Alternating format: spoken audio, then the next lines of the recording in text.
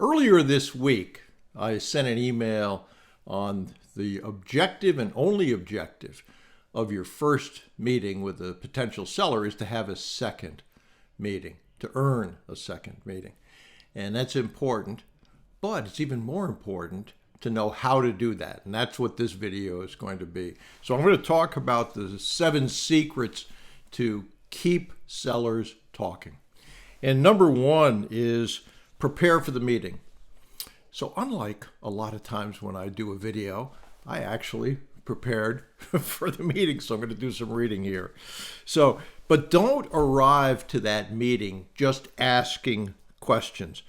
Do some background, understand the company, understand the people, go to their websites, do anything you can get on Google so that you come informed and you don't waste time on something that they think, oh, he or she should have known this if they spent any time to do it. And that certainly shows preparation. It shows respect for their time. And it's an important difference. The questions that you want to ask are about understanding the seller.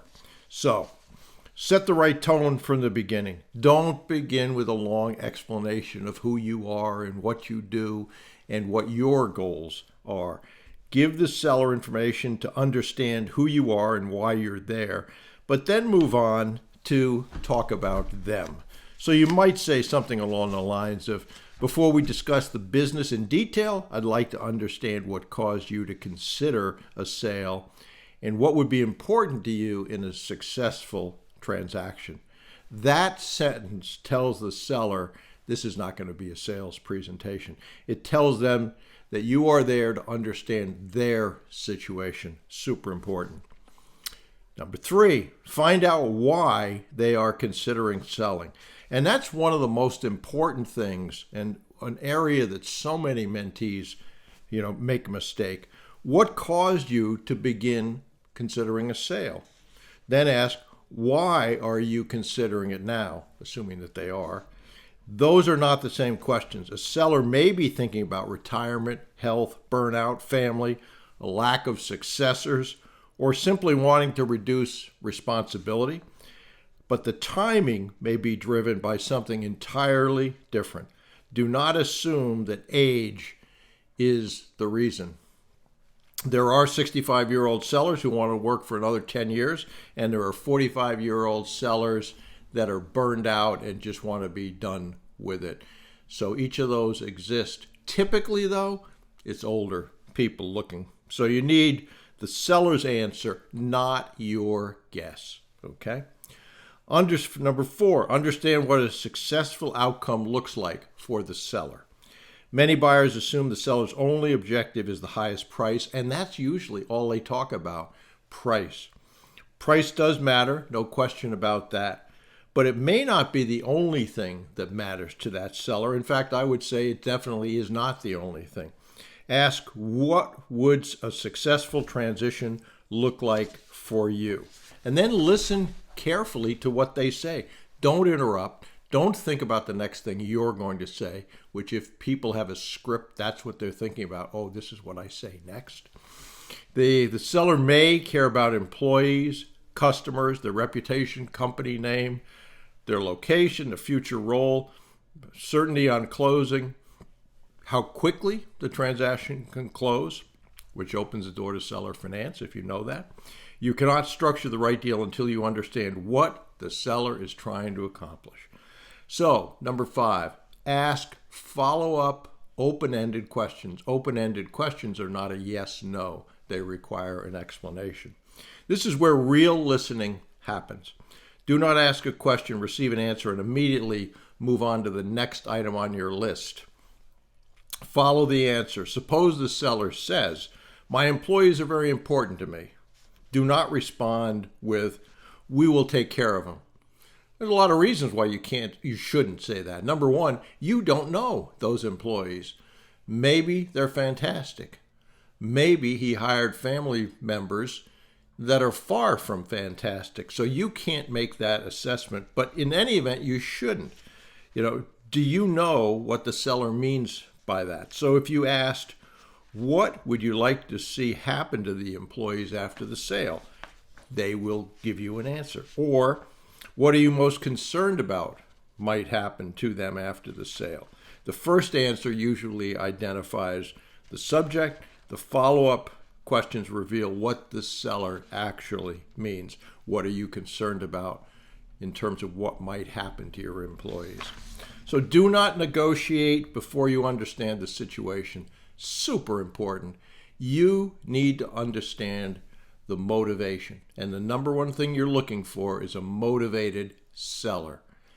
Not a tire kicker just interested in knowing price, but a motivated seller. And to do that, you have to ask some questions. But most buyers, mentees, move too quickly into price, terms, financing, which also poor salespeople sell on price.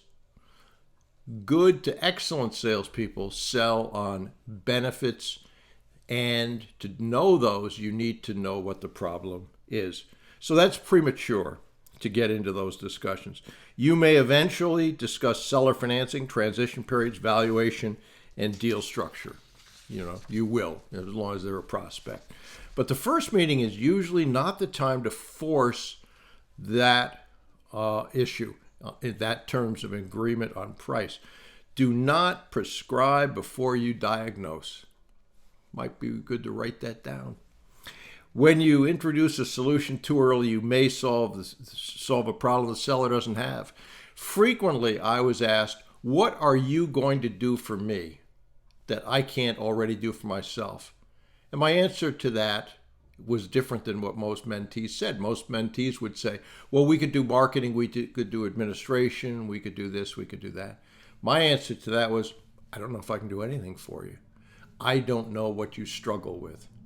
So you tell me the problems you have, the challenges you're trying to overcome, and I'll tell you whether we can help in some way. Maybe we can, maybe we can't. And if we can't, I'm not going to waste your time. They may have the best administration going. They may have the best marketing going. They may struggle with finding people.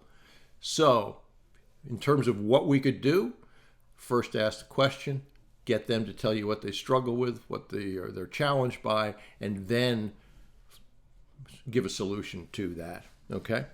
So, this is really important. Before the meeting ends, you want to have the next step. So don't finish the meeting with, I'll be in touch. It's way too weak, way too vague. Before the meeting ends, summarize what you heard. You might say some examples. Let me make sure I understand what's important to you. Then briefly repeat the seller's primary motivation, concerns, desired outcome, etc. This gives the seller an opportunity to correct anything you misunderstood, which you certainly could. It also demonstrates that you're listening, that you're respectful, that your focus is on them, not you. Then propose a specific next step. And that might be another meeting, the review of additional financial information, a visit to the business, or a conversation with another decision maker, maybe meeting your team and introducing them. The seller should know what will happen next, who will do it, and when it will occur. Not, we should have you meet our team before too long. That's different than, how about a date next week? Can we pick that? And then you pick a date and a time that you can then confirm back. Okay? Remember that the seller will know what happens next then. And he'll also know and be able to judge how that first call went, and do they want to have another second meeting? It's an important one. The seller should do most of the talking in these conversations. That's usually flipped. You should be talking 30% of the time, and you should be listening about 70% of the time. Usually that's reversed. The mentee is talking, or bot, even more so, 70% of the time. So you should leave with an understanding of why they might sell, what they want, what they fear, important, and what happens next. The seller should leave feeling heard, understood, comfortable, and wants to continuing the conversation. So remember those 7 things, and here they are again. Prepare before the meeting. Set the right tone. Find out why they want to sell. Understand their desired outcome. What's a perfect deal look like to them? Ask follow-up questions, open-ended questions, not yes, no. Do not negotiate too early. End with a clear next step. And then if you do those 7 things, you will give yourself the best opportunity to earn yourself a second meeting, which is what you want. And I've had plenty of mentees that lesser mentees would have abandoned ship when they heard something, as opposed to listening and being able to diagnose what the problem is and what their solution might be, which will not erase the major concern of price, but will mitigate that concern. And sometimes price is not what motivates people. It's those things we talked about, employees, reputation, etc., etc. And to know those things and be able to integrate those into your offer, the more you can match up your offer with their goals, the more successful you'll be. Will price be a part of that? Yes. Is price the only thing you should talk about? Absolutely not. So I hope that helps. I hope that you put those into action.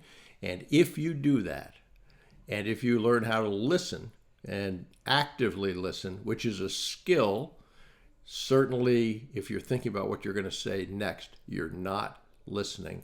You'll pick up on cues, objections, things that they want, things that they're afraid of, and you'll be able to use those when putting together your offer. So do that, you'll have better meetings, and you'll have better outcomes.